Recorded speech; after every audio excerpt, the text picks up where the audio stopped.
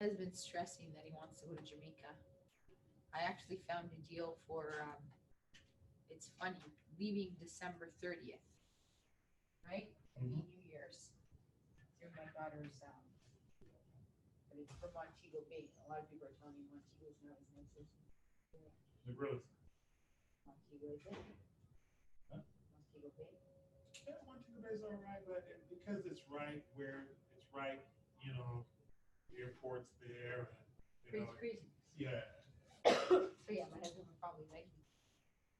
So I would. I'd either go to Ochoris or Negro. Yeah, thanks. With my $10,000 budget, 5 of us. We were there in March break, and that's exactly right. Yeah. More than that. Yeah. Worth it, but come on. See, I paid for 5. Hi, good morning. I paid for 5. We're 5, right? 3 kids, myself, my husband. And I just find that the time of year I can leave is already, it's already high in itself. 5 people is 5 people, and then the time of leave time of year I can go away makes it worse. Yeah. So I end up going to like Cuba, and which is fine because the beaches pay it off. The food is what it is, but I go away to eat anyway. But I end up doing that, and even then, like I pay $5,000-6,000, right? Every 5 days. You know what? Will's not being for us. That's right. Right, but we manage. Like I'll always look for the deal and I'll find it, but it just becomes stressful when, like, you think, okay, really, I could go maybe in end of February at least 2,000-3,000 less. But again, I can only go away end of year. Yeah.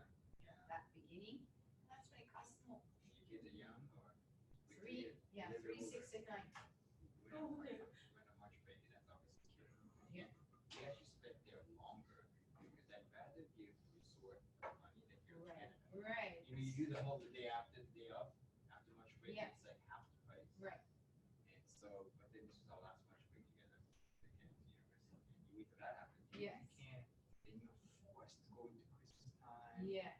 And Because then they have, like, there's certain, right now my kids are small, if I have to go during school year. Absolutely. Pull them out. Yeah. Absolutely. But when they start university exams or college or even high school where they have deadlines and they have to, and at that point, good luck. Good luck, right? So I'm taking advantage now, but then you go to Cuba and you have to get 2 rooms. Which we end up using 1 anyway. Yeah. So we go to Niagara Falls. Hi, how are you? You enjoy there. But Niagara Falls becoming a nut show too. I went in August 3 days. I did 1 night at the Great Wolf Lodge. Oh, yeah. Okay, and then I did 2 nights at Milk. It cost me over $1,500 between hotel and food. It's a good talking to you guys. It's a great course. Yeah. Yes. Here, it's the prospecting guy, Eric Eaton. It's amazing. Yeah. Yeah, he's really good.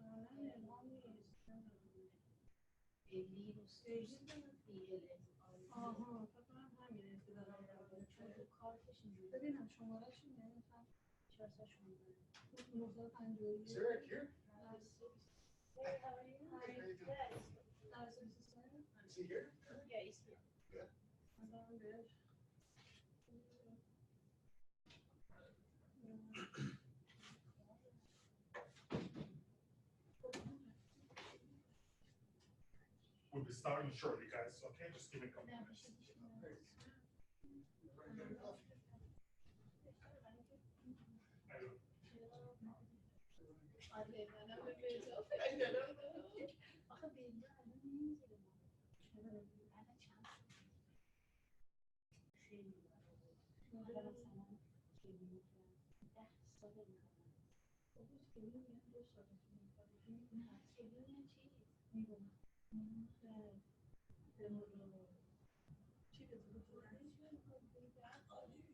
خیلی بلاست. یک چیزی نه با مادر من از روی دیگر جو موثر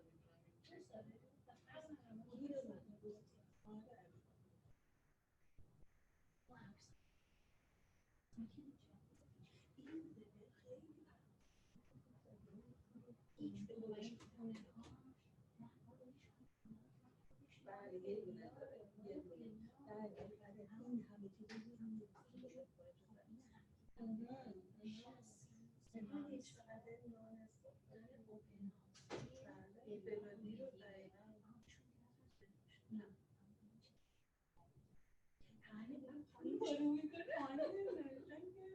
این همه چیزی شما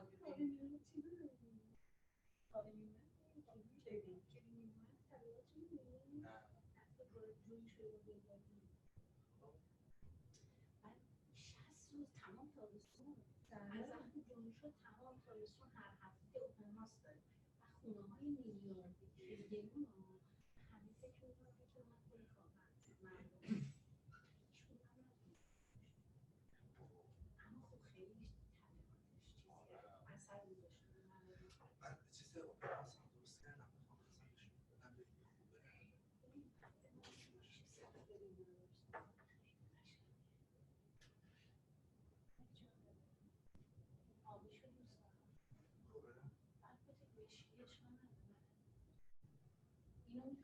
جیمی مشورت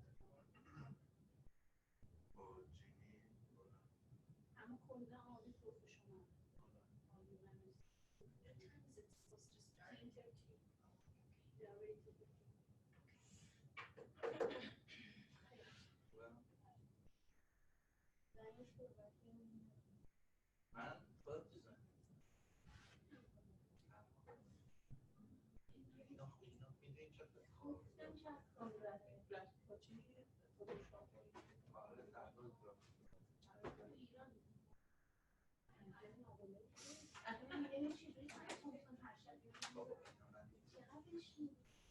من خود دوزن میدونی چه ایران خیلی عزیز داره من دوست دارم ایران بگیره اصلا به فیلم اون چی در نمیاد کاشته داری برو تو کار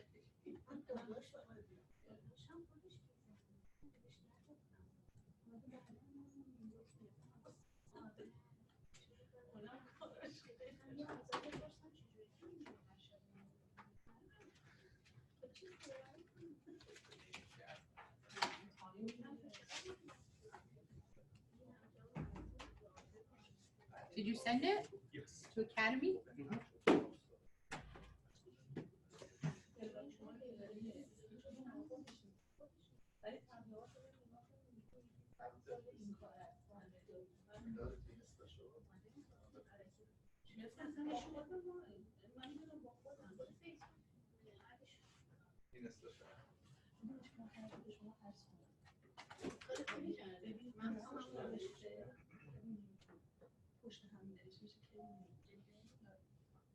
It's not coming through.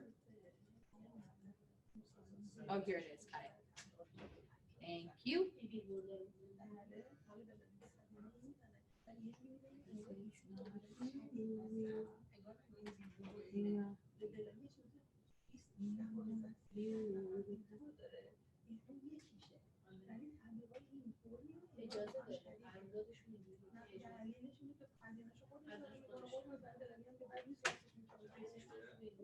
Excuse me. All right. All set to go.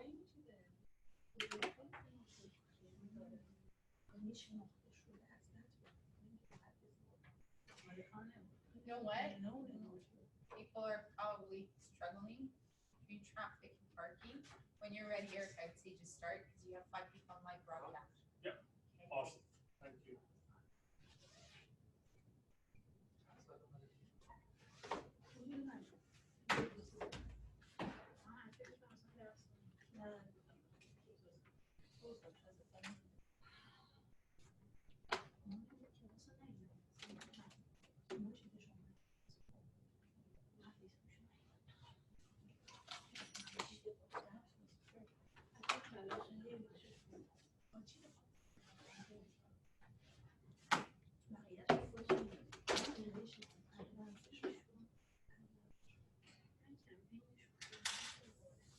Okay. All right. Good morning and welcome. Thank you for your patience. Thank you for being on time. All right. Say 80% of success is showing up, and you guys are here, so we really appreciate that. All right, awesome. So just a little bit of a house rules as we about to get started. If you wouldn't mind just whipping out your cell phone for me, please, and just putting it on silent, quiet, vibrate, or anything else like that would be fantastic. And as I say that, I better make sure I turn mine off, right? I've been known to ask everyone to do that, and then for some reason, I forget to turn mine off. Okay, so I'm super excited to share with you today our presentation, 5 steps for effective prospecting. I'm going to be getting some handouts to you shortly, so don't worry, you have the exact same content that I'm going to share with you here right now.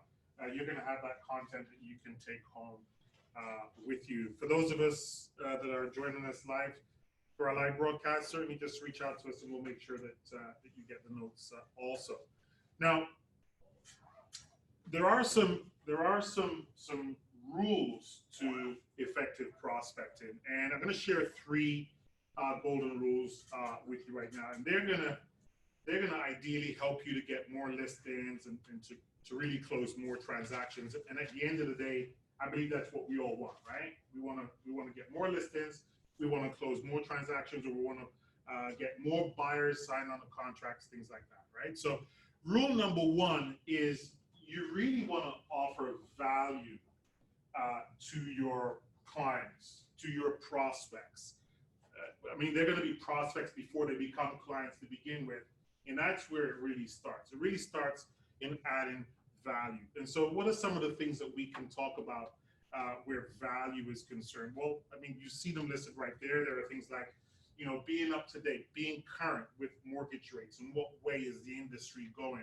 So being knowledgeable where that is concerned. Offering your prospective seller clients market evaluations, and in many cases, not just a market evaluation when they ask for market evaluation, but in many times a market evaluation at a significant time. I typically say that if you've got someone in your database and you know exactly their home anniversary move-in date, it's usually a good idea to send them a market update at the very least once a year, okay? Housing reports. What can you share with your clients, contacts, prospects with respect to housing reports? I got to tell you that Royal LePage does an amazing job with providing quarterly market reports like the housing price index and things like that, and those are phenomenal reports. And it's a great opportunity to take that information and repurpose it, either condense it, summarize it, whatever the case might be. And that's another way for you to add value to your prospects and your clients. Future developments in the area. We're pretty bullish and we're pretty big on pre-construction, as you know. So we've got a pre-construction department that gives you insight into things like future developments in pre-construction. So that's always a good value proposition to bring to the marketplace. And then local news. We've got no end of information as far as where local news is concerned. Certainly you want to bring the positive spin on that as opposed to any negative spin if there might be one. Information on local amenities. How well the area has done in the past 5 to 10 years. What's the forecast for the next 1, 3, or even 5 years? Those of you that are out in the Durham region, or maybe even some of the other regions, I just heard a forecast just the other day that Pickering, whose population is about 95,000 right now, is expected to grow to almost 200,000 in the next 10 years, which is absolutely staggering. Okay, and so what does the market look like in your particular area, or the area that you're whether it be you're specializing in that particular area or you want to become known as the expert in that area? And what are the top 10 houses in the area that you would want to buy yourself? Now, it's really important to have all of this information and to be first-hand knowledgeable with respect to these things, especially if you're farming in an area or if you're working in a neighborhood where you want to become known as the market expert, right? So great first rule is to provide great value. So if you were working in neighborhoods such as condos, for example, you'd want to know condo names, the address of condos, what are the total number of floors, what are the amenities like, what are the nearby schools, builders' names, when was it built, what's the maintenance fee, what's the property manager's names, right? These are just some of the things that are going to clearly identify you as being the expert and the go-to person, all right? So, rule number 2, and this is a big one because this one is all about a positive mindset. It's all about a positive mental attitude, right? If you get up in the day and you're, you know, feeling that you're not going to have a great day, chances are you're not going to have a great day. Would you agree? Right? If you get up saying, hey, I'm going to have an awesome day today, chances are you're going to have an awesome day today. And regardless of how we want to look at it, we've all got challenges. We're all dealing with different things. But, you know, if you're going to be prospecting, you want to go out there with a positive mindset that things are going to happen for you, right? Prospecting is a way to market yourself, and you can't market yourself if you don't believe in your own capabilities, right? that's just, I think that this is probably even rule number one, if you ask me. All right, is having that positive mental attitude. It's an unshakable belief in the fact that what you're going to do will happen. I hear it so many times. I'll speak with someone, and immediately I can summarize where the challenge is. And a lot of times the challenge is with ourselves, right? It's how we internally speak to ourselves. It's all about the words that we use. And it could be as simple as the word try. Just, okay, I'll try to do that. Just that in itself does not have the same power and is not as effective as if you said, okay, yeah, I'm going to do that. So be careful of the words that we use because they're pretty powerful. They're pretty impactful. And how we speak to ourselves is how we end up showing up in the market. So try to take away words from our vocabulary that are not really affirmative in terms of what we are going to do and what we're going to accomplish, okay?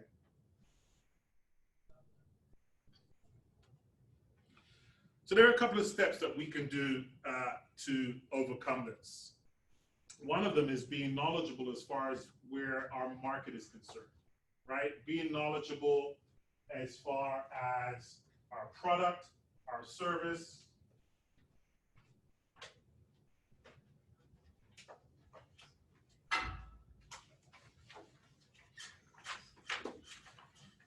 Right? Become a specialist in your niche. If your niche is condos, become a specialist in condos. If your niche is townhouses, become a specialist in townhouses.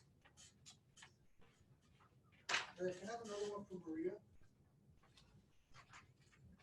She wanted to attend the second one. Right? Become a specialist in your particular market niche, whatever that market niche is.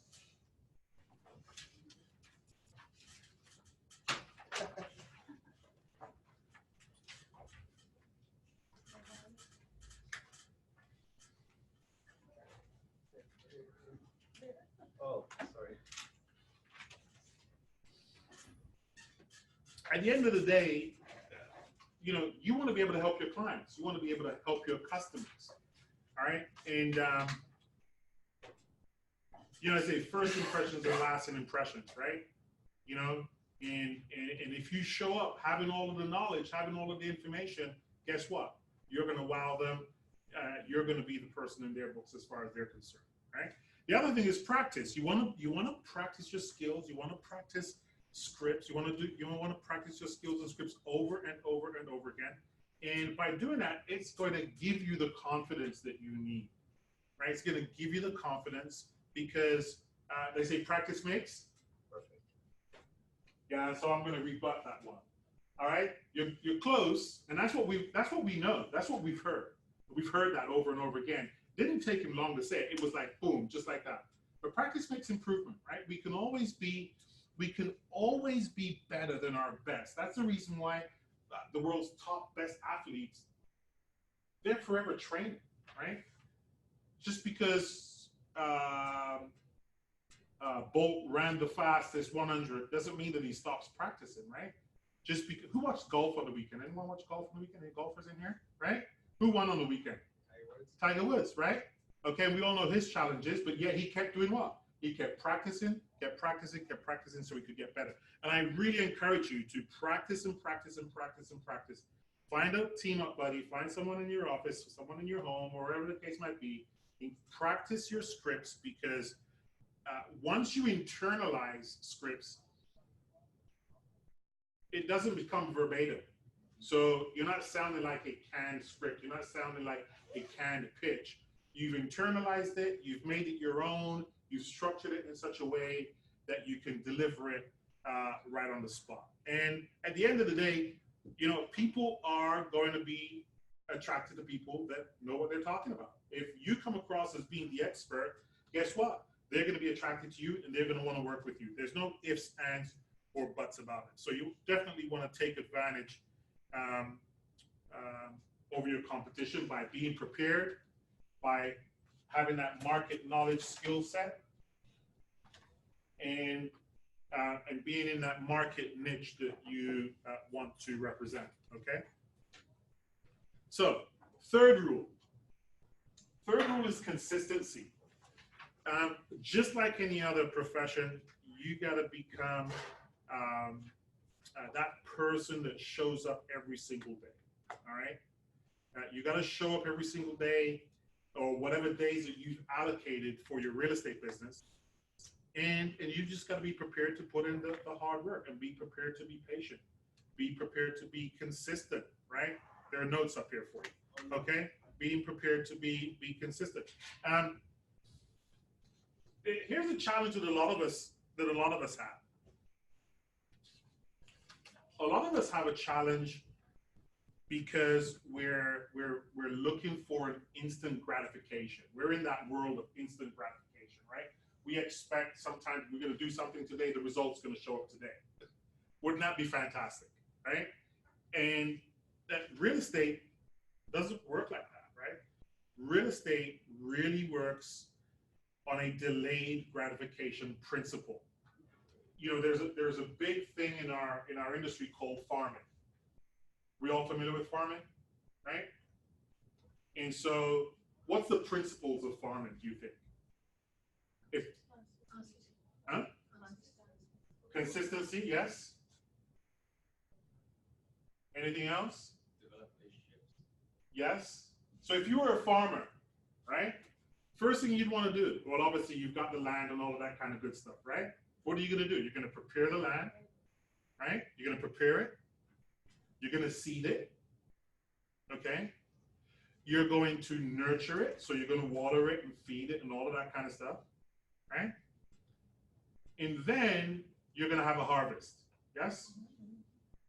So, does planting and reaping happen at the same time?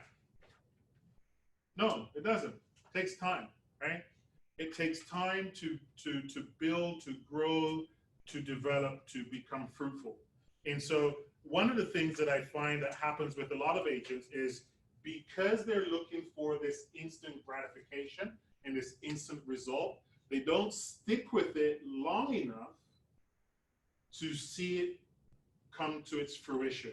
So they'll start prospecting today, no results came in, they stop prospecting. They'll start door knocking today, no results came in, they'll stop door knocking. They'll start cold calling today, no results came in, they'll stop cold calling, right? And so one of the things, and this is all about mindset, right?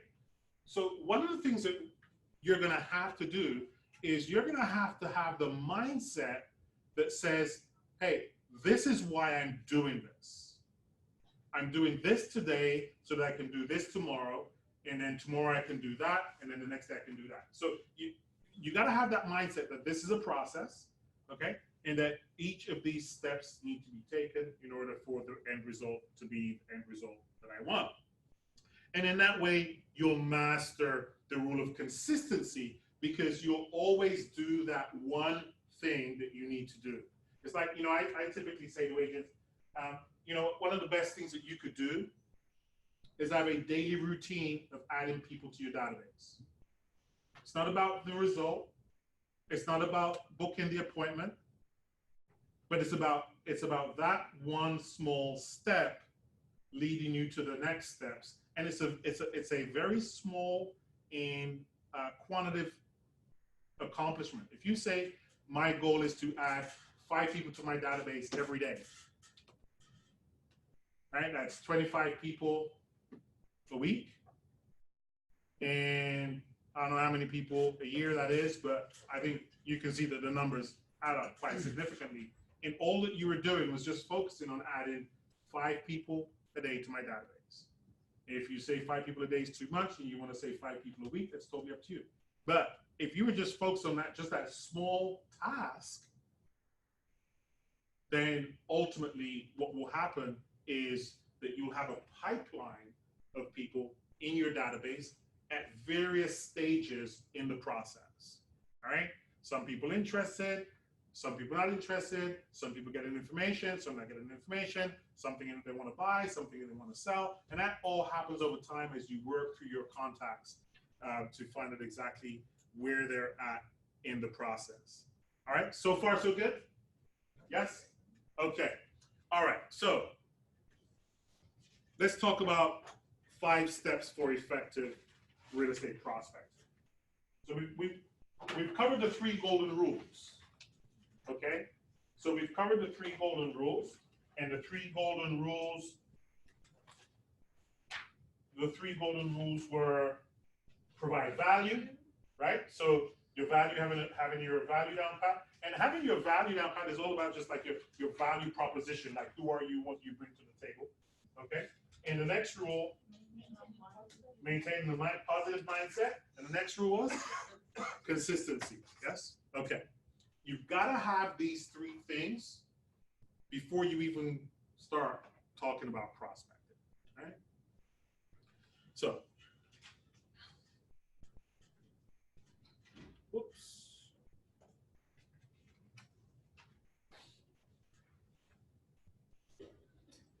So our first step is planning, right? What does the planning process look like in our business? And just like the slide says, a goal without a plan is really just a wish, okay?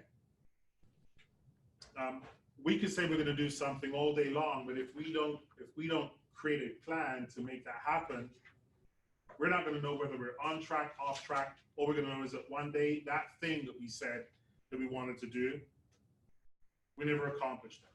Okay. So what are your plans? What are your goals? Usually, the best way to approach your goals is, first of all, determining what it is that you want to accomplish. What is the goal that you're setting for yourself? Okay. For some of us, it could be income goals. Maybe for most of us, it's income goals. For some of us, it's it's more tied into maybe the amount of time that we're willing to commit to our business, or the amount of transactions that we want to do. But ultimately, whatever that goal is that you set for yourself, then the next thing you want to do is you want to break it down into small events. What are some of these small milestones that I need to do to accomplish the goal? Because if we keep looking at the end goal, we're never going to get there, right? But if we focus just on the small, it's like my daily method of operation, DMO. What's my daily method of operation in my business? What are the daily things that I need to do in my business to actually get to that end goal? Okay. So I need to make sure I get up in the morning, get in front of my computer, get into my office, whatever the case might be, start my day bang right on every day at 8:30, 9 o'clock, whatever that time might be. All right. I want to make sure that I prospect each and every single day. Either I'm going to meet with people, I'm going to network with people, or I'm going to go through my database. I'm going to find all of my contacts that are homeowners, because I've tagged everyone in my database who's a homeowner. I know exactly when their home anniversary date is. I'm going to send out home market reports to them. Or it might be the amount of listings that we need to get, or the number of sales we want to close. So we want to have a clear idea what that planning process is. Now, we're coming up to the end of the year. And what do most business people do, or agents need to do for the coming year? What? Taxes? Yes, but that's not the answer I was looking for, but yes, that's one of them. What? Any other ideas? Any other suggestions? Planning for the new year. Business plan for the new Business plan, okay? How many of you have got a business plan for 2019? The year that we're in right now, okay? All right, so how many of you plan to have a business plan for 2020? I think that's the more appropriate question, right? Eric, if I had a plan, I wouldn't be here. Okay. All right. So we all plan to have a business plan for 2020, correct? All right. So there are a couple of great. There's one in particular, and you certainly should take advantage of this. If you don't already have an outline for a plan, either from your your business office manager or anyone else like that, there is a business plan that you can set up in RollerPage Smart Studio. Has anyone ever seen that?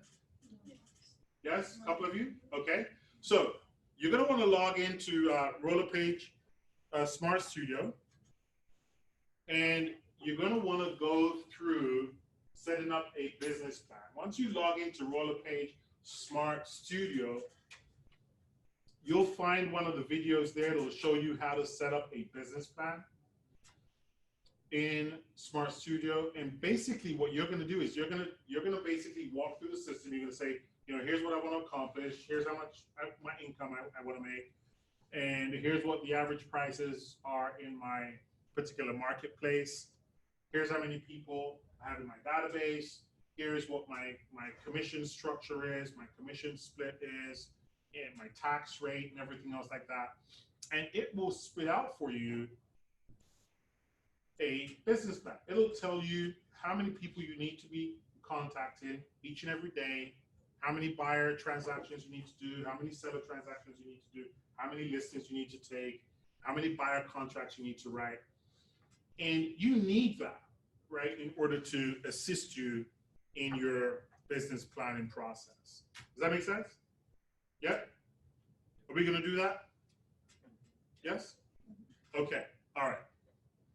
Ultimately, you're going to end up with something like this. What your yearly income goal is, your monthly income goal, your weekly income goal, what your target average sales prices are, your target average commission per sale, transaction size for the year, total transactions per month, things like this, right? You're going to have an outline that will help you determine whether you're on track, off track, more importantly, what you need to do to accomplish your goal. Is that good? Yeah? All right. The next thing that you're going to want to do is you're going to want to define who your target audience is. All right? So now that's different for everyone, right? Everyone's target audience is different.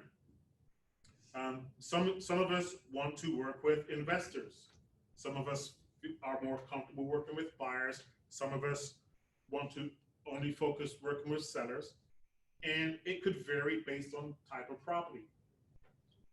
You might be in a marketplace where condominiums are more your preferred product type, so to speak. Or you could be a cottage country, and so cottage is a more in line with what your target market is.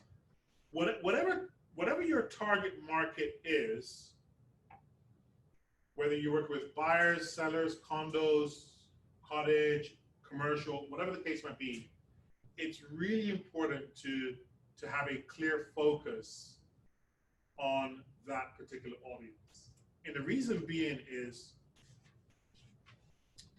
it will allow you to develop a skill set that speaks to those individuals more so than trying to be everything to everybody.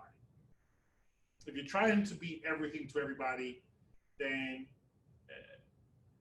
you have to acquire all the knowledge for all of those variables or variances, and it can make it somewhat a bit challenging and somewhat a bit overwhelming. Jack of all trades, a master of none is what they say, right? Is we're trying to be everything to everybody. Now, there's nothing wrong with having a general knowledge as far as real estate is concerned, and we all have access to what we consider to be the biggest things. I'm not really sure what's really happening here right now. But so we all have access to the same information. So we've got access to TREB, we've got access to the database, right? And a lot of times what it really boils down to, that individual trusting you. Does that make sense? Yeah? So sometimes it boils down to that individual trusting you. So it doesn't necessarily mean that you can't represent someone as far as a condominium transaction is concerned, or as far as a residential property is concerned, or anything else like that. But the clearer that you can define your target audience, you'll be able to speak to them in such a way that they'll perceive you as being the expert. Yes? Okay? And not necessarily someone else. So that's all part and parcel of defining your target audience. The next thing that you're going to want to do is you're going to want to set up a support system. Right? And what does that look like?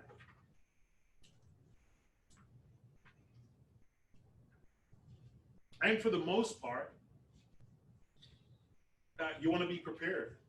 You want to be, you want to make sure that you are clearly prepared for the task at hand, so to speak.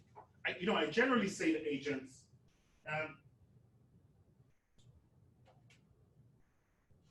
if you were going out fishing, let's just use fishing as an analogy. I'm not sure how many of us are fishers in here. But generally speaking, if you were going to go out fishing, there's going to be a few things that you need to have, right? Okay, one of them would be a fishing rod, yes. Next one would be tackle box, yes. Next thing would be, how about yes and no, maybe we could stand on the shoreline, right? How about a net? You need something to put the fish in, right? Okay, so in our industry, in our business, we're fishing for people. We're farming for people. But what do we have in terms of systems to enable us to do an effective job of gathering those prospects, gathering those people, nurturing them to the point where they're ready to do a transaction, right? So just by a show of hands, let me just ask you, how many of us are using a CRM right now? Okay, what CRMs are we using? I'm just going to do a quick poll. Exact. Agent locator. Exact. Not yet. Not yet. Excel. Not good. Uh-oh. Oh, So, I mean, Exact seems to be the runaway #1 system. I'm a big Exact fan myself, also Agent Locator, but I'm a big Exact fan. I believe their system is, one, easy to use, and two, it has everything in it that you could possibly want to have for your business, to run and operate your business, all right? And so one of the biggest challenges and one of the biggest mistakes that most agents make is not having a CRM system, or having a CRM system, and the worst thing yet, they've got the CRM system, but they don't use it, which is probably just even more worse than not having one. Because if you don't have one, you could claim, ignorance. You could say, I don't really know, right? But then if you have one and then you don't use it, you can't really say you didn't know, right? You're just paying for something, you're just throwing money away, all right? And so having a CRM is mandatory, 100% mandatory. It's going to allow you to manage your contacts. It's going to allow you to keep track of all of your conversations. It's going to allow you to manage your deals. It's going to allow you to identify who these individuals are, whether they're buyers, sellers, past clients, family members, friends, sphere of influences from your farm area, whatever that title that you need to give those contacts. And so you got to have one. And more importantly, not just have one, but you've got to use it, okay? One of the biggest things, and I can't even emphasize this more, is once you've got your CRM system, watch the video tutorials. Nothing worse than you having the system, but you're not knowing how to use it. And in most systems, they've got tutorials that you can watch. I can speak for Exact. I know they've got a lot of videos. Just go up to the question mark, click the question mark, that's the help section. pop down. There's tons of videos in there. If you're using Smart Studio, the exact same thing. Watch the videos, because the videos are going to help you through the entire process, right?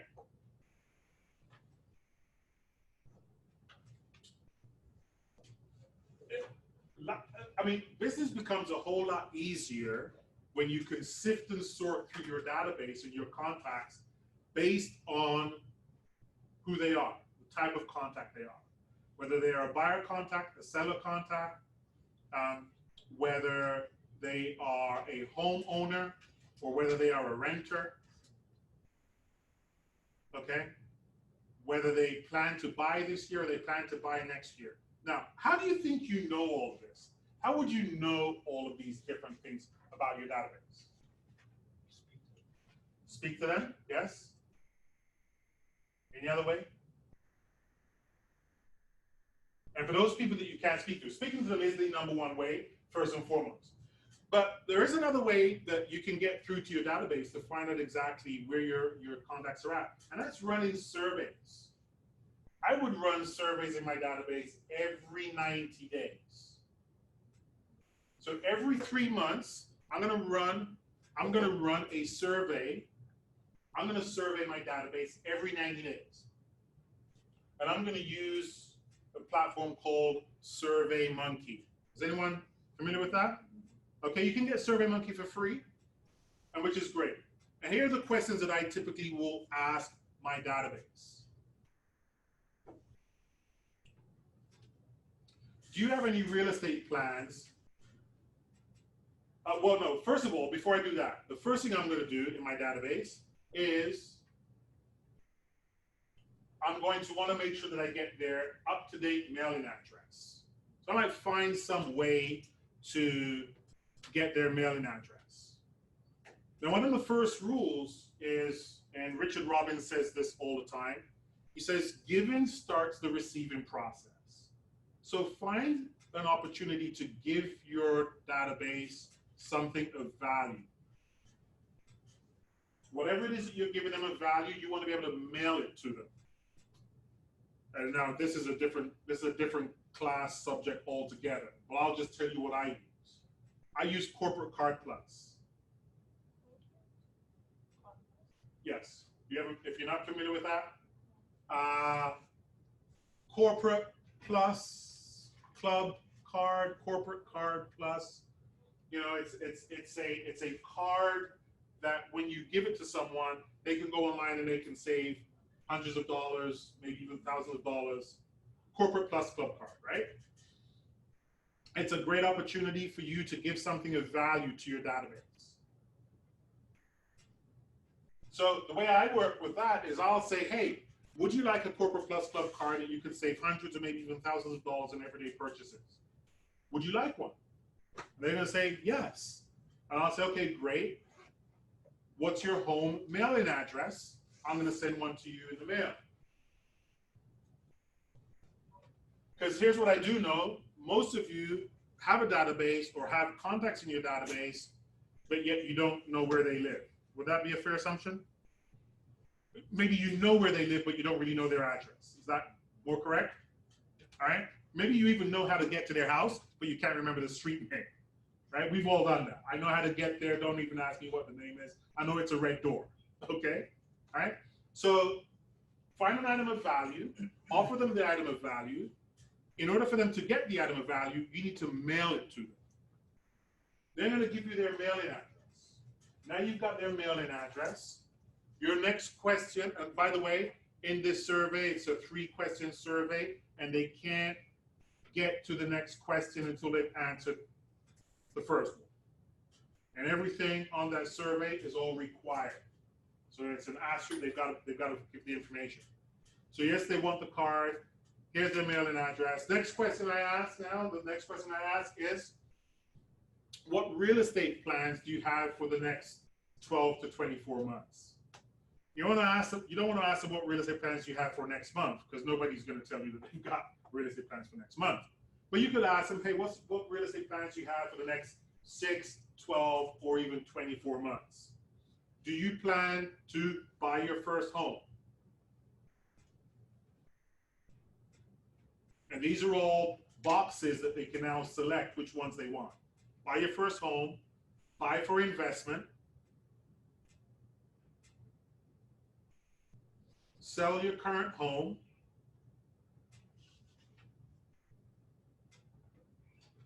refinance your mortgage, other, or none of the above.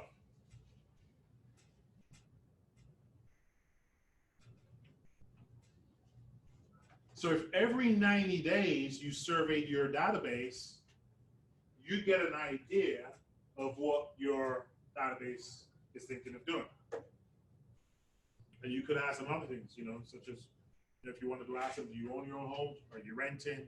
Do you currently own your own home? Are you currently renting? Whatever that scenario might be. But really important for you to really know your database intimately, inside out, because then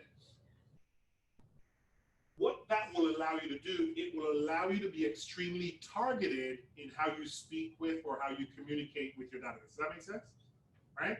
Because the last thing that you want to do is send first-time home buyer information to a homeowner. Or send how to sell your home to someone who's renting. You see, one of the mistakes sometimes we make is we send the same information to everybody. Right? And that doesn't work. The fastest way for someone to tune you out or to unsubscribe or to never open your emails is by you sending them information that is not pertinent to them. But we feel that the more stuff we throw up on the wall, the more will stick. And what happens is we just end up ticking people off. We just end up sending them stuff that doesn't relate to them, right? Send your buyer information to your buyers in your database. Send your seller information to sellers in your database. Send first-time buyer information to people in your database who are renting, and keep things moving in that direction. Make sense? So, number 3 is picking the right real estate prospecting tools.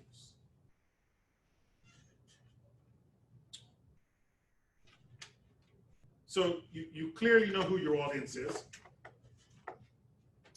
Their characteristics, how much prospecting you need to do based on your business plan. Then you're going to want to figure out what are the right tools, what are the right systems that I should use. And you know what? It really doesn't matter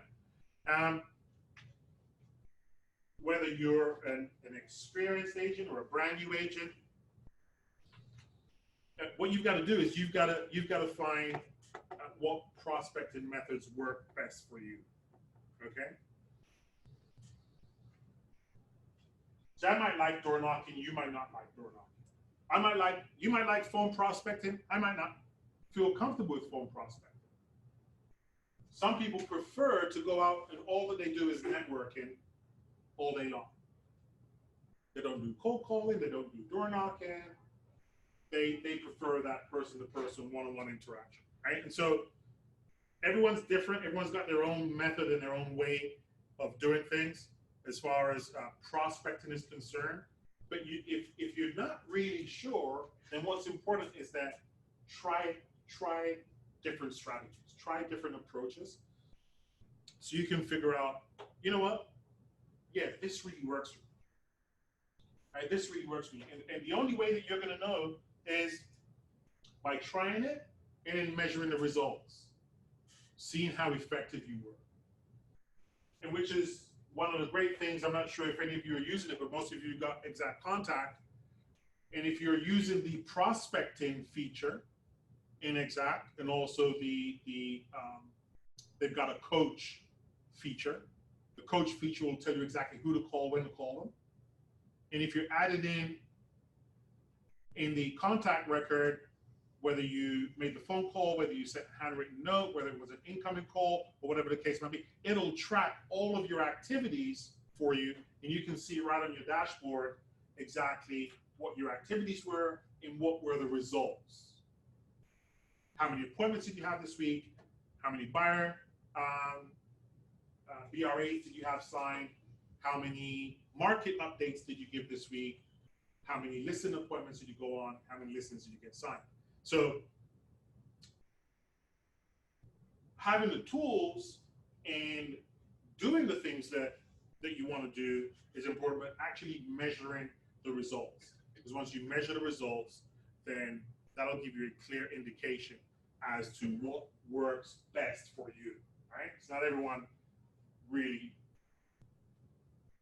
works best with all the systems. Okay, some will work definitely better than others. Maybe what works best for you is networking. Maybe networking events is what works best for you, okay? And so maybe that's something that you want to put in your schedule, put in your calendar. Maybe you want to know exactly, all of the events and things that are happening, real estate related, community related, in your market, in your niche, in your neighborhood, in your area. Maybe you want to make sure that these events are clearly identified in your calendar and that you are stacked and ready to go, that you can go out to those events and you can network, okay? You can meet people. And it's a great opportunity because, people are, and you've heard this before, that people tend to work with people who they know, like, and trust, all right? And so one of the easiest ways for you to make that impression is networking, is meeting people face-to-face, one-on-one, in an environment, in an area that doesn't necessarily have to be about real estate. And just a word of caution, okay? You don't want to go in there flashing your real estate badge all over the place to people, because sometimes it needs to be a little more subtle. Sometimes it needs to be a little bit not about you, not about us, not about me. One of the first things sometimes is trusting our real estate card. It's like we're dying to get rid of kind of a chain, right? Okay, and the first thing we do is we whip out our business card. I don't think that's really appropriate. I don't think it's necessary. I don't think it's classy. I don't think it promotes confidence. I think it more exudes desperation more than anything else. And people just, people want to buy, but they don't want to be. So bingo, right? People want to buy. They want to do real estate. They just don't want to feel like they're targeted. They don't want to feel like they're a pawn in the process. So yeah, it's not to say that you shouldn't be assertive, or not to say that you shouldn't exude confidence. That's not what I'm saying, right? But by the same token, being a little bit more reserved, being more about them than it is about you. Because I can share this with you at networking. What do you think that people like to do most? Most people like to talk about themselves. Okay? And so if you get into that, who, what, where, why, when type of scenario, ultimately, what are they going to do to you? They're going to ask you, typical question. So tell me, what do you do, right? Typical question, what do you do? And what would the answer be? What do you do? Huh? Yeah, I'm asking you, what do you do?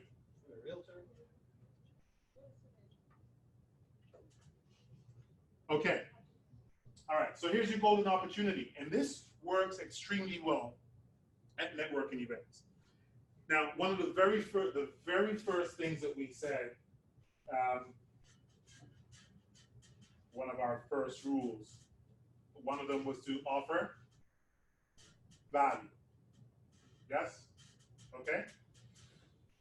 So offering value is just like, it's a value proposition. It is, what is your value proposition? What do you bring to the equation? Why should I hire you? Why should I work with you? What makes you different? Everybody says, I'm a realtor. We just demonstrate that to be a fact, right? What makes you different? What makes you unique? What are your services? What is your, as we call it in the industry, USP? You know that USP, unique selling proposition, or UBS, unique buyers proposition, or just general service altogether. Now, in Quick Start, if any of you have taken Quick Start with me, right? Any of you here have taken Quick Start with me? Who's taken Quick Start? A few of you, because I recognize some faces, right? Okay. In Quick Start, we talk about your value proposition when working with buyers, specifically. And so your value proposition, when you know what your value proposition is, then it becomes, you internalize it. It becomes a part of you. It becomes a part of who you are. It becomes a part of your communication. It becomes a part of what you talk about. And your value proposition should be not I'm a realtor, not I'm a real estate agent, because everybody says that, right?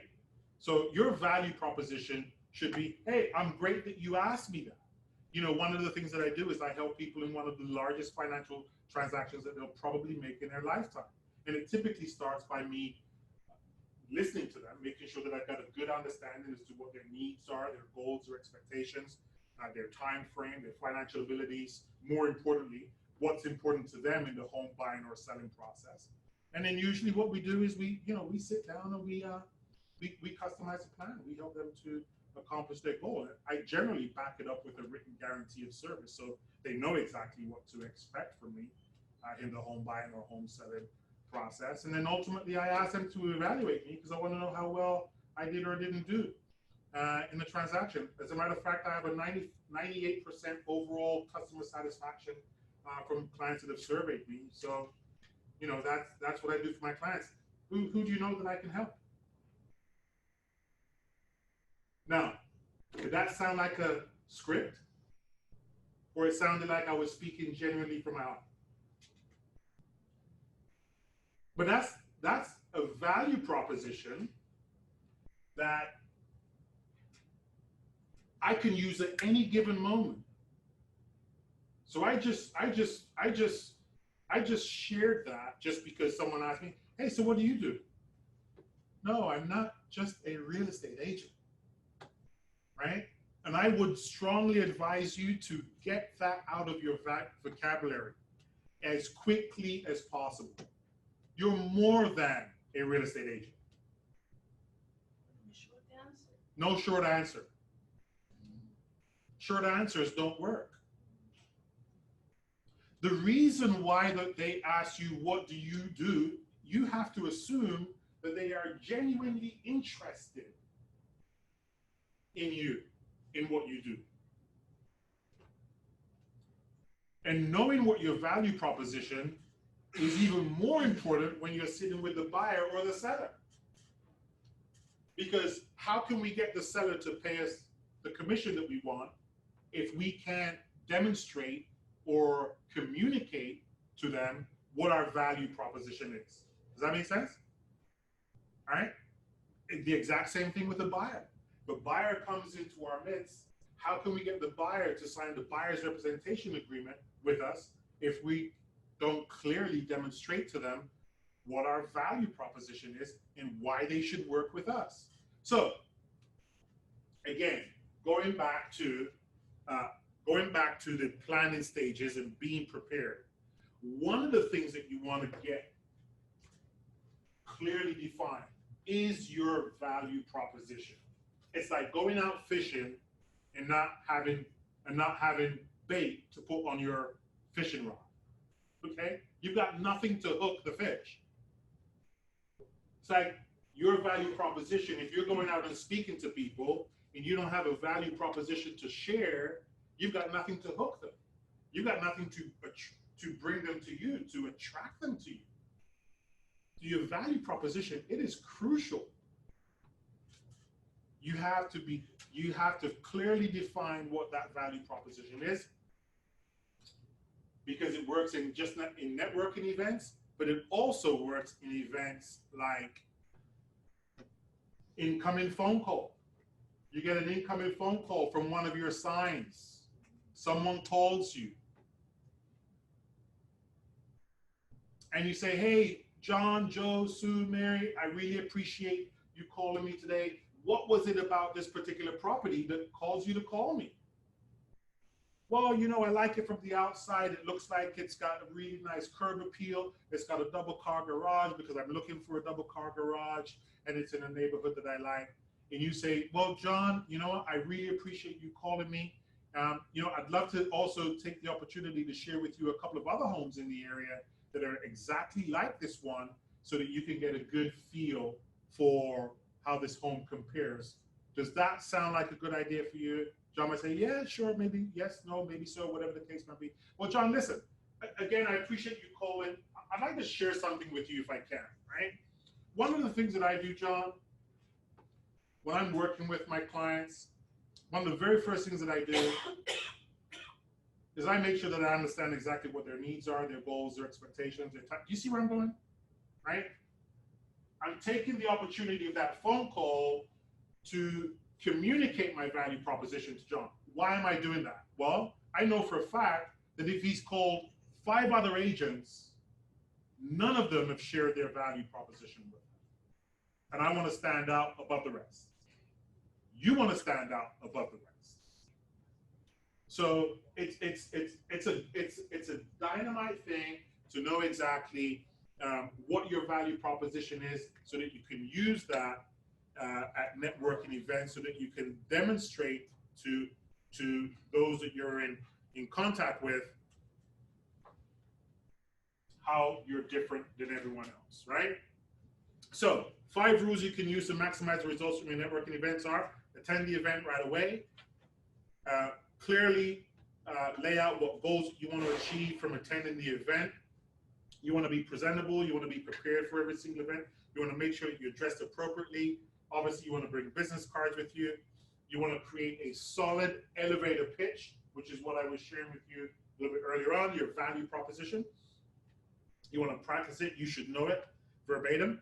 And then you want to follow up on the leads that you get from the event before they get cold, right? So that should be your process, right? That should be your process of, why am I going to go to this event? What are the outcomes that I'm projecting from the event? How can I be as effective as possible at the event? And in my opinion, it all starts with your value proposition, right? Being able to take advantage of the opportunity that you're going to get by meeting individuals and demonstrating to them that you're completely different from everyone else. So that's networking. How about referral prospecting?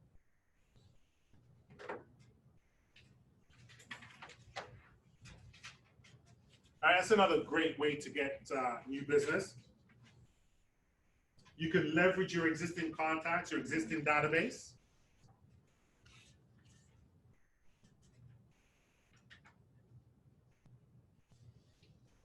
All right. How many of us here have a system for getting referrals from their database? Any of us? Okay. So one of the things that I would say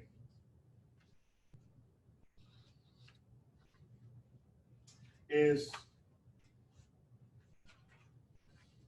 I would make it a plan to call my database and ask for referrals. Right? That would be a good plan, yes? Okay. So if we're calling our database and we're asking for referrals, we speak about this in Quick Start also. There are 2 different ways that you can go about asking for referrals. You could ask for a referral by saying something along this line. You could probably ask for referrals by saying something along the lines of,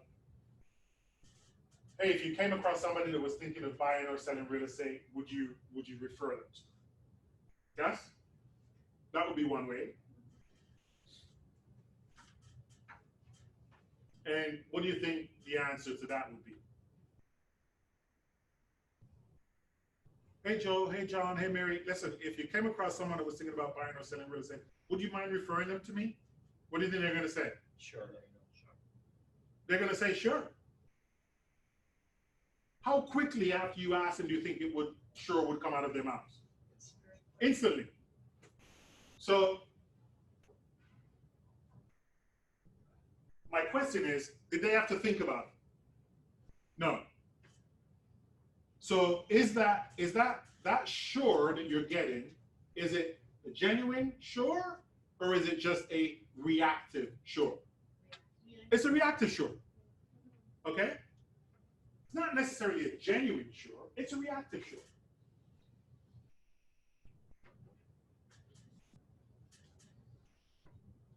So what would another option be for us then?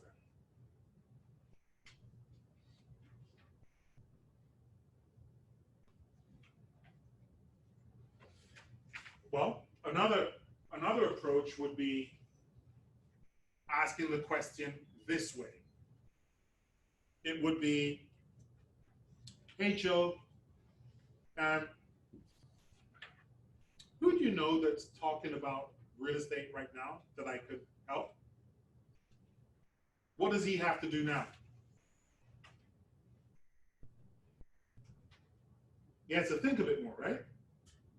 He has to think about who does he know or who does she know that's talking about real estate right now that you can help.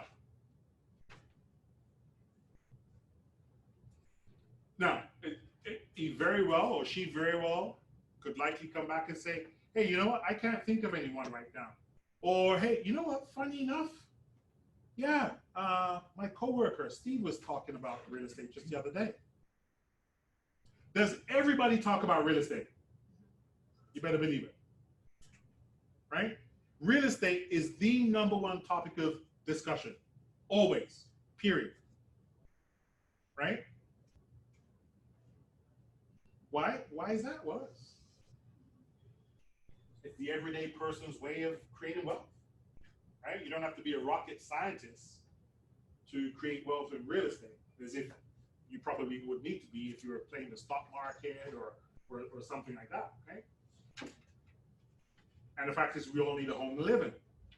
So everybody talks about real estate. So there's nothing wrong in asking, who do you know that's talking about real estate right now that I could help?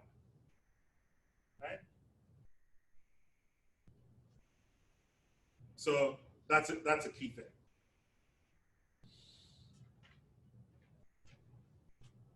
So here are 4 steps. One of the first thing you want to do, you want to make a list of all the contacts you want to talk to help you to get referrals, right? Anyone from your family, friends, customers, your circle of influence, anything else like that. Once you've got them on a list, you want to make sure that you reach out to them. Again, your value proposition is going to come into play, all right? Your value proposition has to come into play. You have to be able to explain, to communicate to someone what the benefits are going to be when they refer someone to you.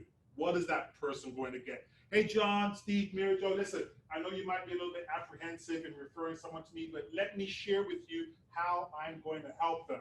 The first thing I do is I start by listening to them, making sure I got a good, clear understanding. I know exactly what their needs are, their goals, their expectations, the time frame. You see where I'm going? Right? You see where I'm going with that? All I'm doing is I'm sharing my value proposition, but I'm sharing it with someone who I'm asking to refer people to me so that they know what that individual is going to get when they refer someone to me. So do you see the importance of your value proposition? How many of you are going to work on your value proposition tonight when you get home? Right? It is so key. There is nothing that I could tell you more important than that is having your value proposition, or what we call your elevator pitch, right? Yes. Does that also work on an email, sending emails with your value proposition for social media? Or does it have to be one-to-one? I think it's more effective one-to-one, right? Because people can feel your passion. People can feel your sincerity, right? Sometimes things get lost between the lines. Someone reads the same thing, they get one interpretation. Somebody else reads it, they get a different interpretation. So I wouldn't necessarily say it's something to use in social media, but I would say it's something. Well, don't get me wrong. If I were going to use it in social media, I would use it more in a video format than I would in a text written format. Absolutely, 100%. You get the opportunity that you can convey your value proposition visually, verbally, passionately, then yes, people will see for what it is, right?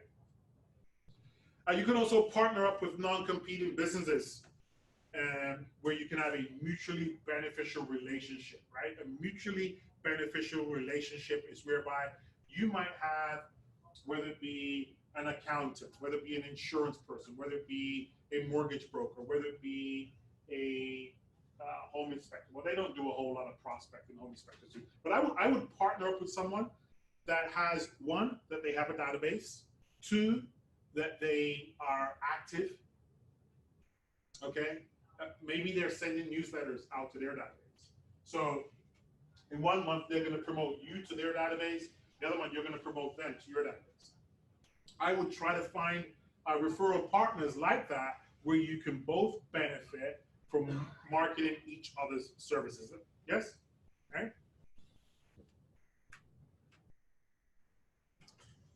So that's key. And one of the other things that I would also do is that, again, when you get a lead from your referral network, and even more importantly, even before you get that lead, I would say that we sometimes don't do a good enough job in educating our contacts how to send us referrals. Right? You know, I've heard, you know, people say, oh, just give them a stack of your business cards. Hello? That doesn't work, right? I can't tell you how many people have come to me that have said, hey, I got your card, I don't remember where I got your card from. Whether someone gave it to them or whether they picked it up at a community store or whatever the case might be, right? So you always want to educate your contacts how to send you business. And I usually would say this. I would say something along the lines of,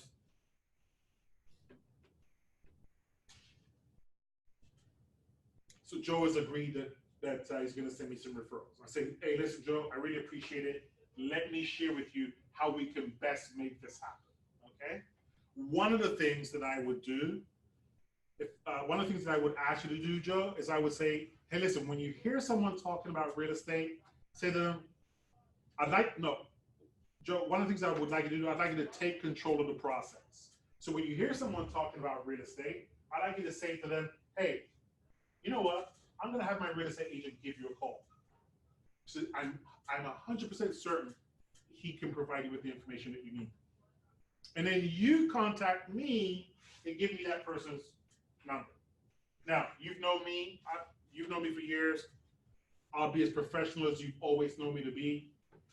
I'll make sure whether that person, you know, whether it's a transaction that they do today, next month, next year, whatever that might be, I'll make sure that they're in my database, and I will always see that they were referred to me by you. And you know I love to take care of my family and friends that help me in my business, and I'd love to show you some appreciation. That way, it's not that they've given someone your information, that person never contacted you, you never heard about it, you didn't even know that that happened, and now you can't even reach out and thank John for referring you to somebody, even though that person didn't call you. Does that make sense? Right? You want to be able to acknowledge the referral, whether or not the referral turned into a transaction. And the only way for you to be able to do that is if you know about the referral in the first place. Okay? Right? If they just arbitrarily just give out your card to people or give your number to people without you ever knowing that they did that, then how can you thank them for doing that? So It's all about educating your contacts how to work with you, how to send you referrals, how to send you business, right? So that you can, you can reciprocate and everything else like that. And so one of the first things you're going to want to do is you're going to want to make sure that you thank the referral. You want to make sure that you send them a thank you card, whether it be a small gift of some sort, something to show them some appreciation for their action. Not wait for it to turn into a transaction before you acknowledge them and before you show them some appreciation. Yes? All right? And that's pretty powerful. It's pretty when you can have a small army of people waving your real estate flag out there, right? And that's pretty incredible. Just last week, I sent one of my clients out for dinner for 4 because of a referral that she had sent. Right? So, and what happened was I ended up getting 2 potential clients out of that dinner for 4. She actually went out with the person that she referred me, who became a client.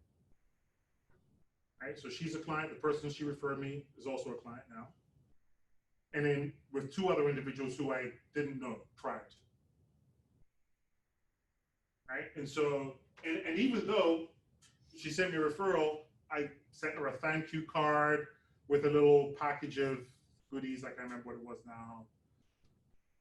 Sea salt, caramel. Does that sound familiar? Yeah? Sea salt, caramel cookies or candies or something. Anyway, something, it was in a nice little package. And I thought, oh, this looks great, right? I didn't have to think about it a whole lot. 30, 40 bucks. It was good. So, Question. In that case, for the high value like prospect dinner, what's the best way to do that? You basically give a gift card and it's budget, or do you give them a $50? Great question. In my case, I went to a restaurant that I frequent quite often, and so I called them up and I said, "Hey, listen, I've got some clients that I'd like to have them come out for dinner, and so." What do you have? What are the options? And so in my particular case, they had a set menu based on a particular price range. And in that set menu, they could choose from, A, B, or C, or whatever the case might be. And then whatever a bottle of wine costs, right? So, and there was no, I don't believe that we had set I just left it open, kind of sitting there. And then in this case, what they did was they called the client. They called my client. Hey, Sharon, this is Joy from ABC Restaurant here, and I just want to let you know that your realtor has an open reservation for you for 4, and so I'm calling to let you know. And find out from you, when would you like to come out for dinner on your agent's behalf? And so they did that. They followed up with them. They went. I gave my credit card. They did all the rest, and that was all good. Yes. All right.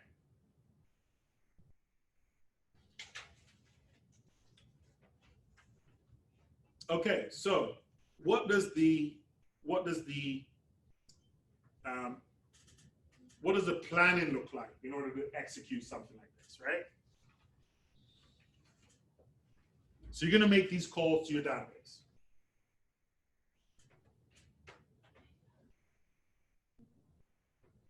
All right, so what is your purpose? What do you want to achieve from the call? A lot of times, all we want to achieve from the call is really just to update our database, right?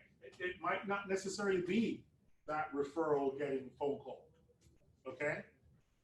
It might be, hey, listen, I know we've not chatted in a while. I just wanted to touch base with you. Man, I don't know. I'm not sure if you even heard or not, but I'm super excited about my career here at Royal LePage, and so yeah, I'd love to be of service to you. I'm not sure exactly, if there's any real estate needs that you currently have, but would it be okay if I kept you up to date with the real estate market in your area? What are most people going to say? They're going to say, sure. And now it's going to be your opportunity to say, okay, great. I'm going to send you out some information. What's your home mailing address? Because I guarantee you this, 99% of the people that you have in your phones, you do not have an address for these people. So one of the very first tasks that you should be making is updating my database with up-to-date information, right? Updating my database, making sure I've got proper name, proper email address, proper phone numbers, more importantly, proper mailing address. Boom, okay, great, thank you. I really appreciate that. I'm gonna make sure I get some information out to you. Oh, by the way, what's your best email address? You know, the one for friends and families, right? That one. Because trust me, everybody's got a gazillion email addresses, okay? Probably the email address that you've got that you think is current, they're no longer checking it. They don't know what email address you have, so they might give you the proper email address. So even if I've got an email address, I'm never gonna take it for granted that that email address is current. I'm always asking them, oh, by the way, what's your best email address? You know, the one for friends and families, right? And I'm always injecting myself into that friends and families category. Then what you're going to do is you're going to make sure that now that you've got their address and they said yes, they'd like to be kept up to date with the real estate market in the area, then one of the things that you're going to send them is you're going to send them property listings on their street. You're going to send them monthly newsletter. You're going to send them a quarterly real estate report from Royal LePage, right? You're going to make sure that you're sending them information that's real estate related.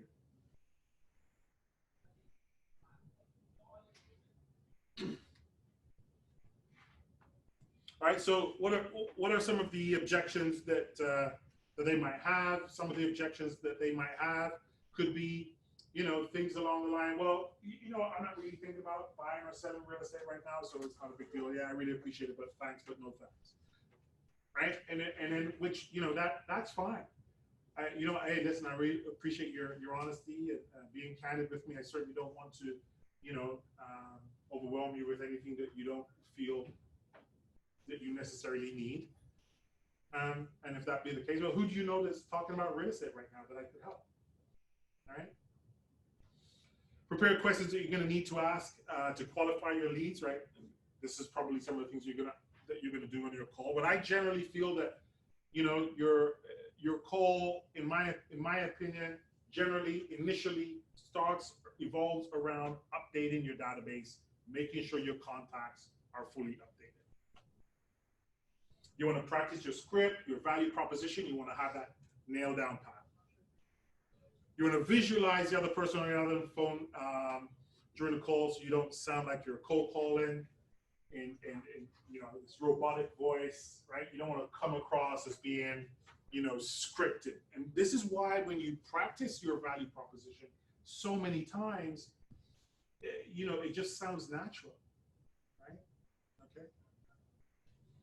So that's really important. On the call, you want to be enthusiastic, right? You want to, they should be able to feel your passion for what you do, right? You want to be confident that you're going to get good results. And obviously that all comes from practice, right? Sometimes you're going to have to deal with objections. So, you might go off script, but then you should be able to come back on script. You should know exactly what it is that you want to accomplish from that call. So even if you get thrown off by a question or whatever the case might be, you should be able to segue yourself back onto your script, right? So the key thing here that you must have is you must have a CRM. You must have your CRM. And if you want to, you can use things like a real estate, like an auto dialer. I know some of you in here have had experiences with auto dialers. Any auto dialers come to mind? Any auto dialers that you can think of? I just got one set up, sales guy. Okay. Sales dialer, anyone else? Okay, Mojo is a very popular one. Mojo. And if you go on to YouTube, I think it's like Mojo Sells, MOJOSELLS. And so what the dialer does is the dialer will allow you to really kind of take your business to a whole nother level when we're getting into making phone calls to a lot of people. And rather than you painstakingly having to do this, it will queue up all of your contacts and it will dial those contacts for you. In some cases, if you set up your automated dialer, that when it connects with someone, or when someone picks up the phone, it will stop the dialing process and it will allow you to then engage with that individual. Or some dialers will allow you to record a voicemail message. Hey, it's Jackie. Sorry I missed you. Man, I really wanted to catch up with you and share some things with you, but I'll try you again another time, or certainly feel free to give me a call back. Now, when you're dialing and when you're prospecting and you're just starting out, it's 9 o'clock in the morning, or it's 6 p.m., or it's 1 p.m., whatever your time frame is. When you're just starting out, you're really enthusiastic, your voicemail sounds great, you're jacked, you're fired, you're pumped, yes? After your 20th call of getting nobody, are you as enthusiastic as when you first started? No. Will your voicemail sound as enthusiastic as when you first started? No. So one of the positive things here is that with some dialer systems, you can record a voicemail, and what it will do is that every time that you make that call, that it doesn't get someone to pick up the phone and that call goes to a voicemail or a recorded, it will deposit your very well enthusiastically scripted message into their voicemail. And so it doesn't matter whether they've called for an hour or 10 hours, every single person will receive that same high quality, well scripted and enthusiastic voicemail. Sounds good? All right. And that works extremely well for other ways of prospecting large numbers or communicating with large numbers of individuals using a voice recorded or a pre-recorded message. You can send a voice blast or a voice recorded message to individuals on your database during holiday season. Hey, listen, hey, man, I'm sorry I missed you. Look, I wanted to reach out, just connect with you. Hope you guys have. Wishing you a wonderful Thanksgiving. Wishing you all the very best. Looking forward to catching up with you soon. This is Eric. You might not be able, you very well might not want to sit there and dial 25 people. But yet you want them to get your message. All right? And so one of the ways to do that is to be able to record your voice and to do a voice broadcast to multiple people. One of the systems that you can use to do that is a system called Sly Dial, SLYDIAL.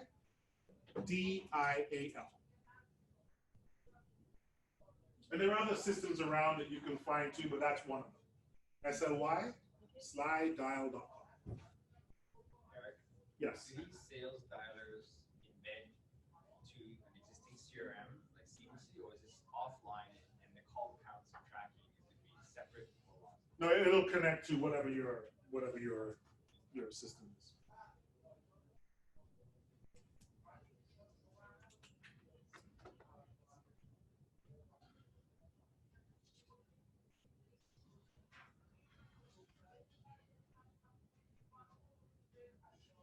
All right. So dialers, voice dialers, automatic dialing, leaving voicemail messages, voice broadcasting. It's just a really supercharged way of reaching out to your database. Sounds good?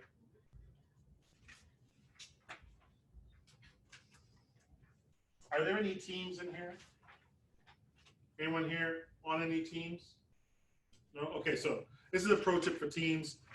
Basically, teams could use it from this perspective. They could be running their leads through an inside sales agent or an ISA, as we call it, and then those ISAs are gonna use systems like a Mojo and a slide dialer and things like that, and call massive amount of people on a large scale, and then filter out those leads or qualify those leads based on the fact that that's all that they do. All that they do is make phone calls all day long. All right. Can I ask you a question, Eric? Yes. Because I've got a lot of leads right now, so I'm thinking of getting someone to help me follow up on them. Mhm. Like on more like sending out emails and things of that nature. But yeah, I know it's tough, but how do you structure that? Do you run a class like how to structure that or something? I know I've seen some classes for team building through the academy, but I don't think there's anything available. Yeah, that I'm not sure, but I can speak with you about that at some point, Luigi. No problems. All right, so what's another tip that we've got? Another tip that we've got is reaching out and doing door knocking. Now, I gotta share with you. Door knocking is not for everybody. Like as we said before, everyone doesn't really kind of fall into the same category and liking the same strategies and so on. And to be really honest, you've got to have the personality for door knocking. You've got to have that. You've got to have that warm, bubbly, smiley. Like if you show up at someone's door and you're like, "You want to sell your house?" I don't think that's gonna work, right? Would you agree? Right? I don't think that's gonna work. No. It just doesn't go over that well. And so, you want to first of all make sure that this is something that fits with you and your personality, in order for you to get the best results possible, right? Because let's face it, they don't know that you're coming to their door, right? You're an unexpected intruder, invading their time and their privacy. A lot of times nowadays, it's not like back in the day when I cut my teeth in real estate. Door knocking was cool. People would open their door, right? Today, they're peeping through the people. They're sliding behind the curtains, right? They're going upstairs and they're looking down from the balcony from front. No, the worst is that ring system they have. There you go. There you go. You see through the camera. There you go. We're not interested. There you go. Right now they're speaking to you through their doorbell, right? So it's not easy. All right. It is definitely not easy. Again, I believe that one of the best things that you could do when door knocking is coming from a position of value. Again, what do you bring? It's just amazing how things have changed a lot, because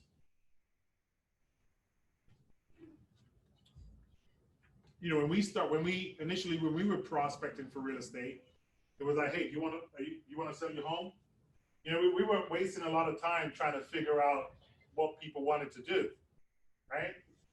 Now it has to be a little bit more of a romance, right? You know, you can't be asking someone, do they want to buy it? You can't be asking someone, do they want to sell their home right off the bat? Today, you have to really take your time to nurture them. So door knocking can be effective. So first thing, sir, can you put your phone on silent? All right, so the first thing you want to do is you want to offer value. So when you go into the market and you're door knocking, what item of value are you bringing with you? Don't just bring a business card. If you're just showing up at their door with a business card, that does not cut it. And don't show up with a postcard that says free home evaluation. That doesn't cut it either. Everyone and their grandmother is offering a free evaluation. All right?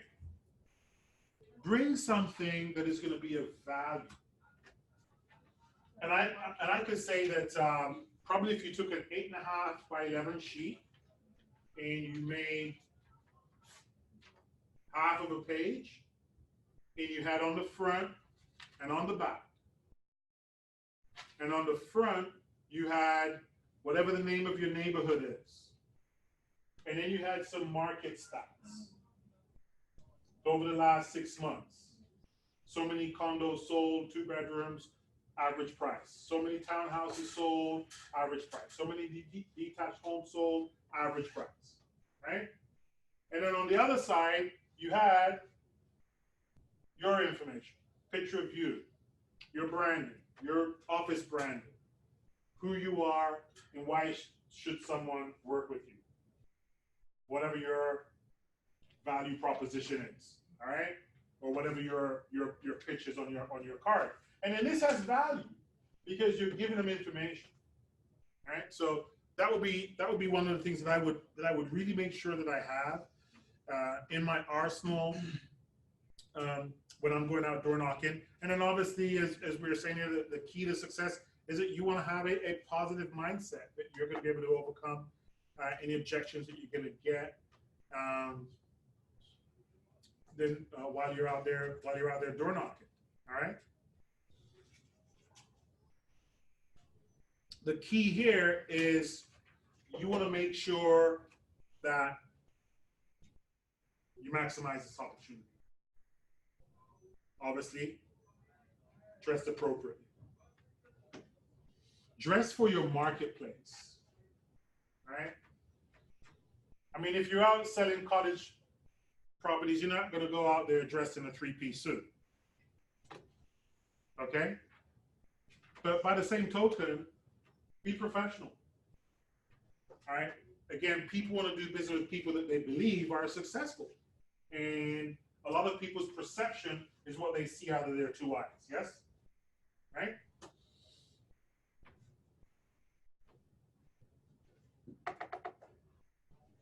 Have your good script, have your value proposition down pat, make sure that you know that. Again, value proposition, value proposition, value proposition.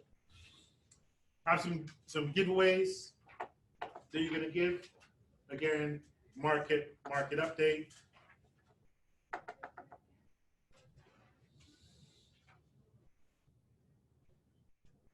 And again, if you get some positive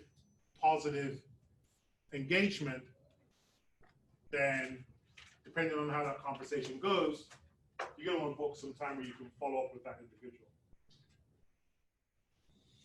When you're out door knocking,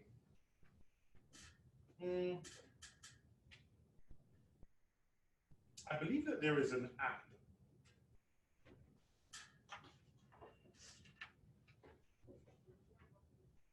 And I'm going to tell you what that app is. Stadia? It very well could be.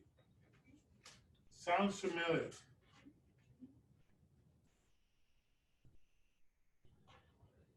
Yes, I think so. Do you use it? Yes.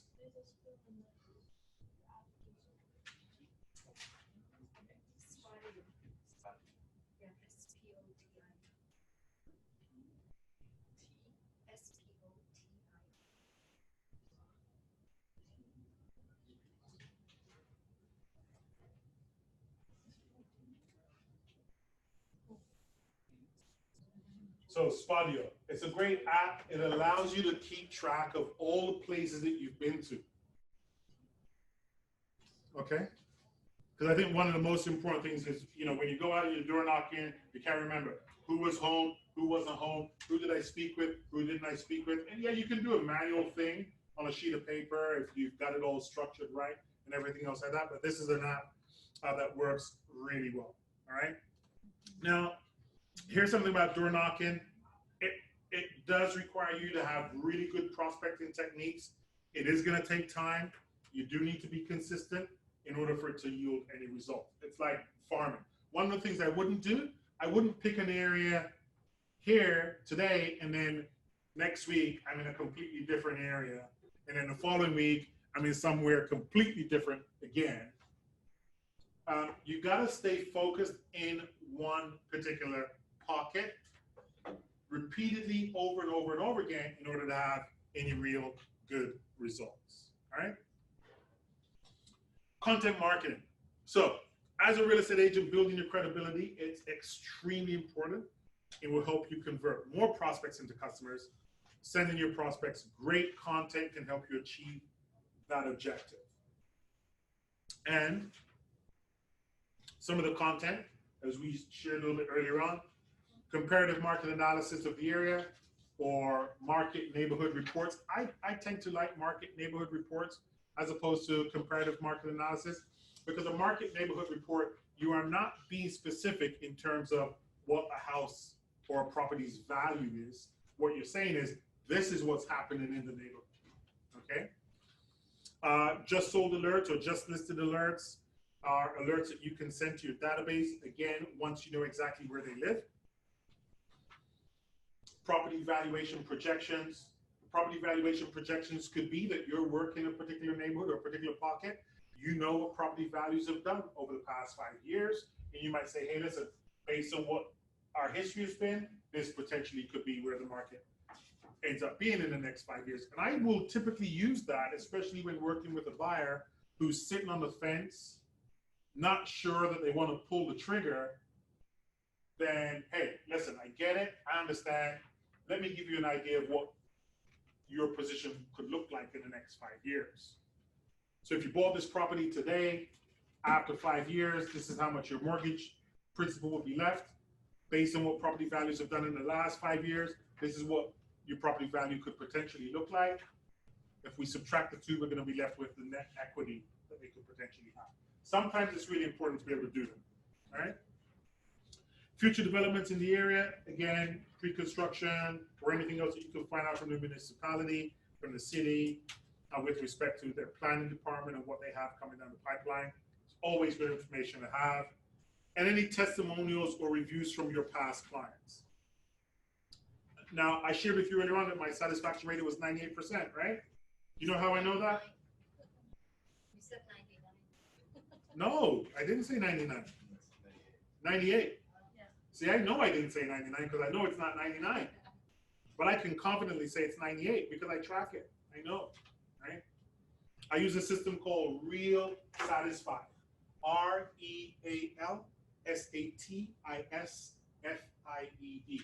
realsatisfied.com, and it will allow you to be able to get testimonials from your database or from your clients. And Rank My Agent? Yes. Yes, Rank My Agent is just as good. Okay, either of those. But again, knowing the stats and knowing where your satisfaction rating is important, right?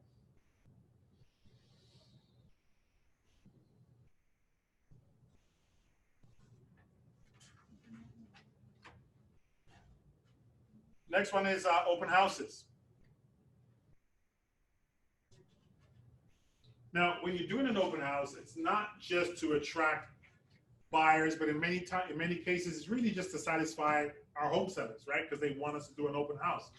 And sometimes you might not want to do an open house, but hey, it's a great opportunity for you, in most cases, to meet other potential home sellers in that neighborhood. Because trust me, they're coming out to be the nosy neighbor and also to do what?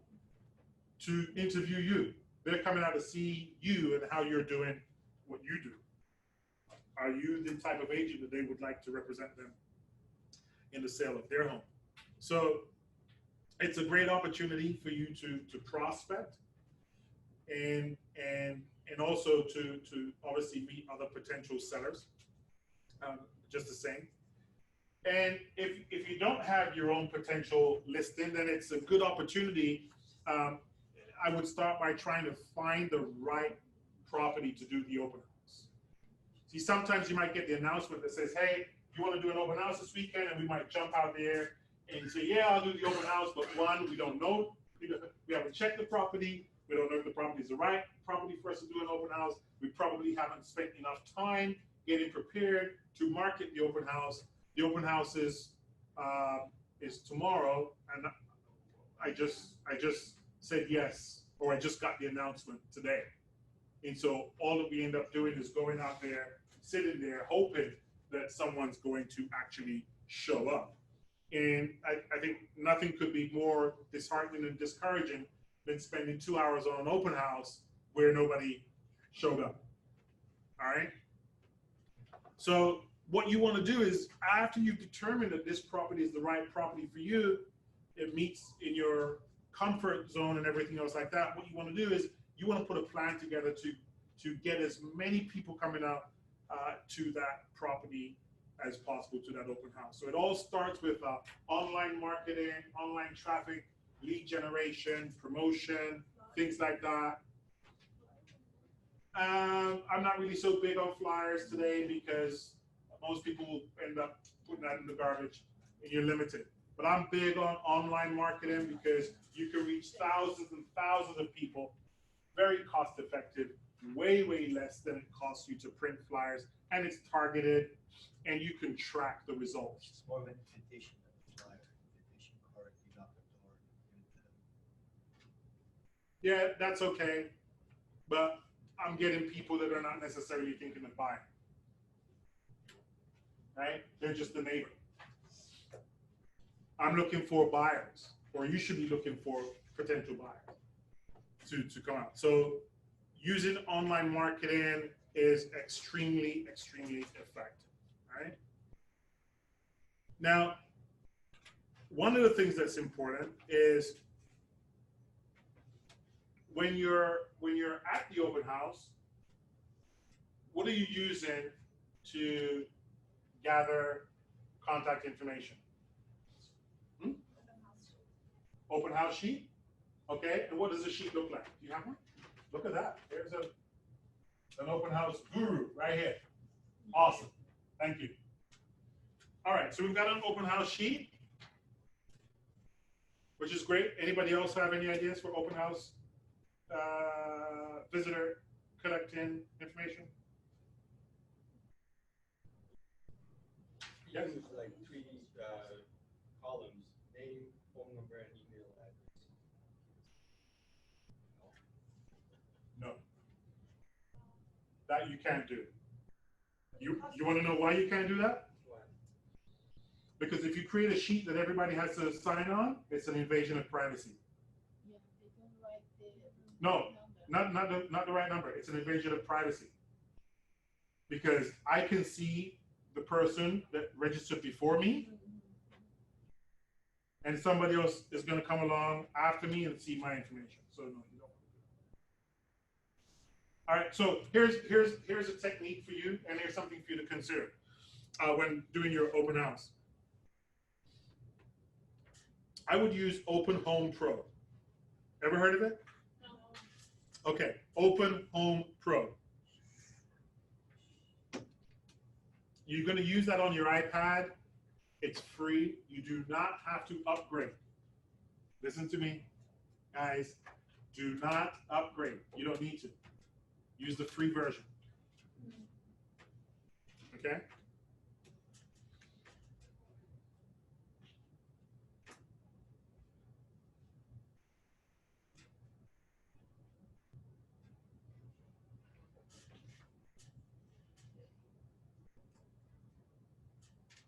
And in the free version, it's going to ask questions, and I would rearrange the way how the questions are structured, but it comes with some default questions.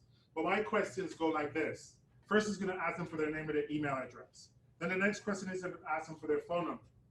The next question is, how did you hear about the open house? I want to give them some options. Was it Facebook? Was it Realtor.ca? Was it the open house signs? Was it a friend? Was it whatever the case might be? Right? How did they hear about the open house? The next thing I'm going to ask them is, how soon are you looking to buy? Right? Within the next 30 days, 3 months, 6 months, a year, or plus. Next question I'm going to ask, and this is on the iPad. They're filling this all in. Next question I'm going to ask is, have you already been pre-approved for mortgage? Yes or no? Do you have a realtor? Huh? Do you have a realtor? Not yet. Next question is, would you like to know when other homes like this come on the market?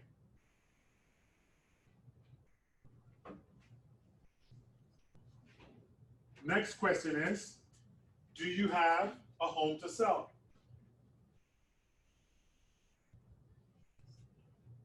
Next question is, what is the address?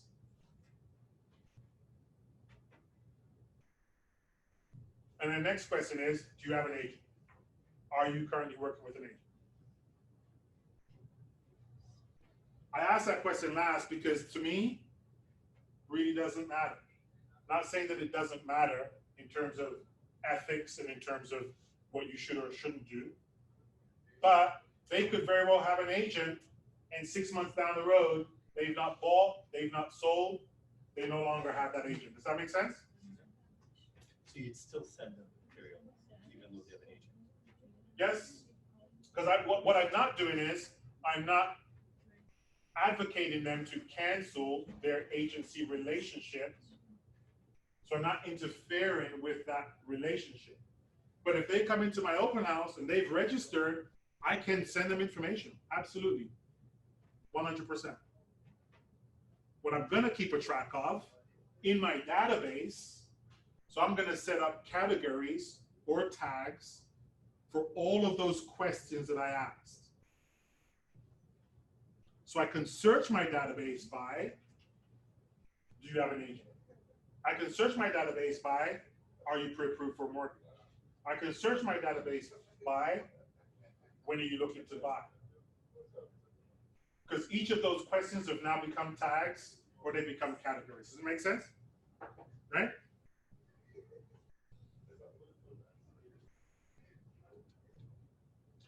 So it's a great opportunity. What you want to do is you want to maximize that opportunity. You want to maximize the opportunity to gather information when prospective buyers come into your open house, as well as any potential sellers that come into your open house by providing them with market evaluations or neighborhood market. Do you ask for consent to send them an email, or just the fact that they're filling Just the in fact that they're filling in the information. consent? Okay. All right. So as we move along, you actually, I think I've missed a slide. Okay. Yeah.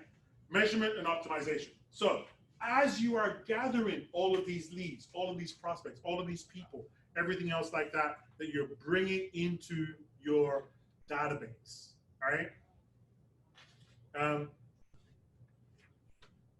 What you want to be able to do is you want to be able to have an effective way of really reaching out and connecting with your database and measuring the results from your activities, right? The good old 80-20 rule says that 20% of activities are going to account for 80% of results, and 80% of activities will account for 20% of results. So what you want is you want the 80-20 rule to work in your favor, okay? So you want to spend more time on activities that are going to generate the results that are more important for you.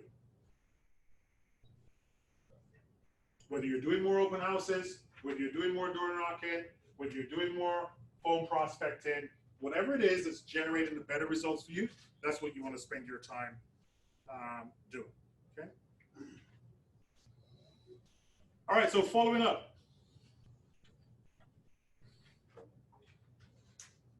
Following up by far is the most important step in this entire process of prospecting.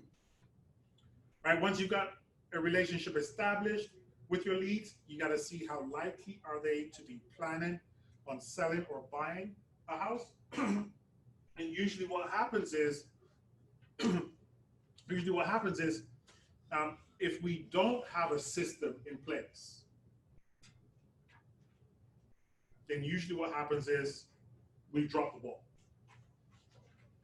And what happens is they just become another number, name a number on a sheet of paper that we never followed up with. And now we look at it and it's 6 months gone and we're feeling, I don't think I can call because it's too far gone. Any of us have that happen? Any of us looked at some of our leads and they're so old that we don't even bother to call them because we feel embarrassed that we never followed through. We never sent them the information that we said we were going to send them. We never put them into our database. We never called them. We don't even know if they bought, sold, or not. And so they just sit there collecting dust. All right. So the following up is the key. I can't emphasize that to you more than what I've shared with you right now, other than to say to you that 80% of sales require at least 5 follow-up phone calls at a very minimum. Right? At a very minimum, you should be making 5 follow-up phone calls to your leads, your prospects, anyone that you've got that you're putting into your database. And the sad reality is that 44% of salespeople, they give up after just 1 follow-up. All right. So, are we going to do more following up? Yes. We're going to work on our number 1 main important thing that we're going to work on, which is Positive attitude. our number 1 thing that we're going to bring to the equation in all of our interactions. Our value proposition, right? Our pitch, our elevator script, whatever that might be, okay? Whatever that might be for you, the lasting thing that I could share with you guys, all right? The lasting thing that I could share with you is why you? Why should I hire you? You tell me, communicate with me why I should hire you, and I'll sign every time on the dotted line. But don't tell me you're a realtor. Don't tell me you're a real estate agent. Right? Tell me what makes you unique, what makes you special, and what's in it for me. And then I think we're good to go. Sounds good? Guys, you've been awesome. I want to give you guys a round of applause. Thank you very, very much. All right? Wish you guys all the success, okay? And if any of you need to reach out to me, if you want to connect with me at all, if you want to have a coaching session with me, it is one-on-one coaching with Eric.com. One-on-one, and it's the number 1. One-on-one coaching with Eric.com. All right? No, sorry. The Open Home Pro. Actually, it didn't. It doesn't work on the cell phone. Android. It's only on the iPad. Yes. Because Android doesn't support. It's not iPhone. I don't support it, but You need to have an iPad. yeah. Did you do it on This your is phone? No. So I found it on my iPad. I got it. I just have to set up like a test. It's pretty amazing. Yeah, it's not on the phone. It's on the tablet. All right? Okay. You're welcome. Thank you. No.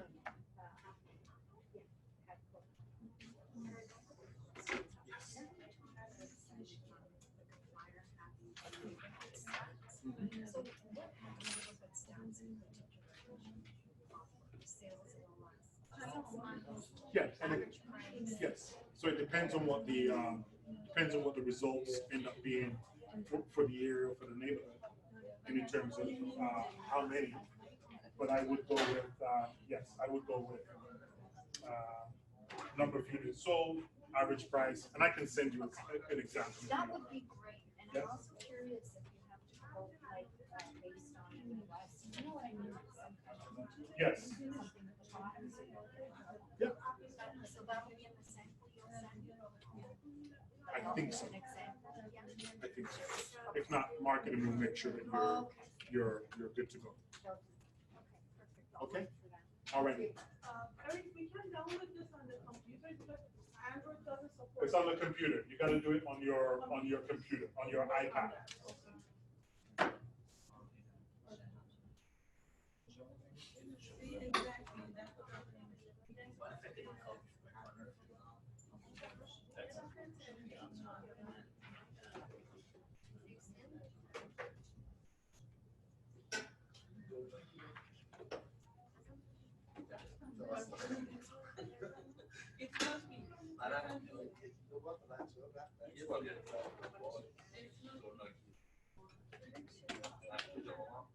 Eric, knowing about the development in the city, we have to go to the city. Yes.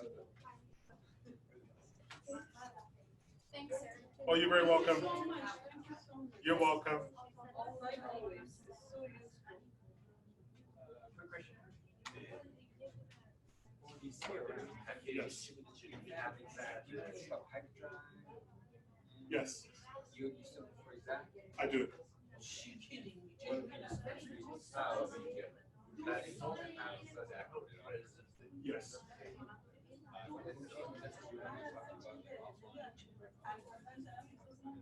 I can't talk now. I'm gonna wrap this up. And then I'll get to the next appointment. But yes, one-on-one coaching. It's in my picture office. That's where I'm based. And there's no charge fee for the rotation picks up the time. And I just talked to you. no, you just go online and book it. Like a one-on-one coaching with everyone on the online. Yep. Thank you very much. Okay, thank you.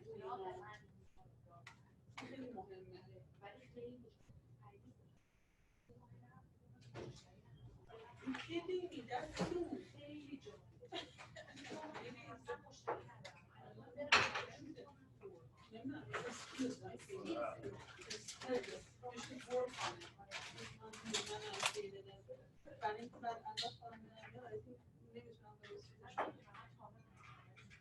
Eventually, planning a one-on-one in person, خیلی comfortable.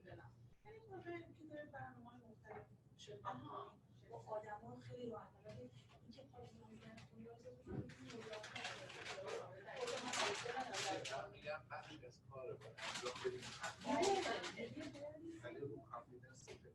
این مورد دوست گفتم میگم